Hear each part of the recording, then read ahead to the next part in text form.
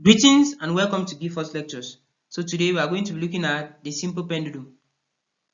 In this video, we are going to be obtaining the periods and the frequencies of a simple pendulum, that is the periods and the frequencies of revolution of a simple pendulum.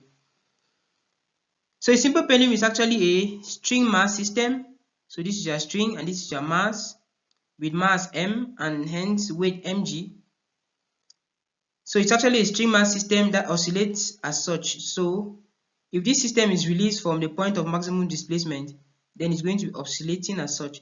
So if this is the point of maximum displacement where the direction of motion is given as such, then the angle theta, that is the angular displacement from the equilibrium position is given by theta, will correspond to this angle made by mg and mg cos theta.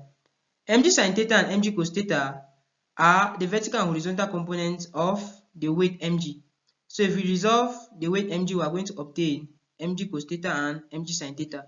Note that x is the arc length and L is the length of the string used, while T is the tension in the string. So now let us move straight into the derivation of the formulas for the period and the frequency. So when the pendulum bob is displaced to its maximum height, then a restoring force acts on the bob to bring it back to its equilibrium position.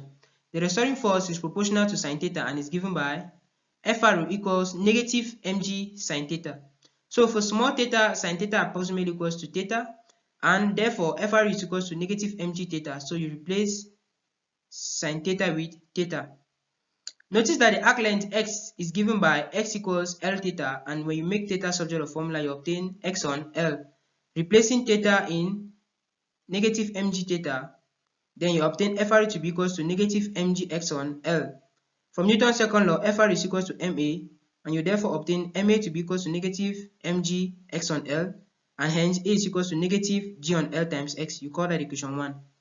So for any simple harmonic motion, A is equals to negative omega squared x, where omega is the angular velocity. So when we compare the two equations, we are going to notice that A corresponds to A here, x corresponds to x here, negative corresponds to negative, and the only two terms which do not correspond directly are omega squared and g on L.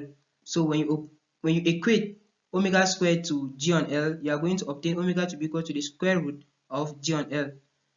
Noticing that omega is equals to 2 pi f, you make f subject of formula in the above expression by dividing all through by 2 pi, you obtain f to be equals to 1 on 2 pi root g on L.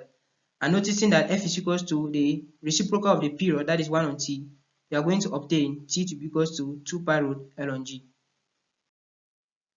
So for simple pendulums, the take-home formulas are for period t equals 2 pi root L on g, and for the frequency f equals 1 on 2 pi root g on L. I hope you loved the video.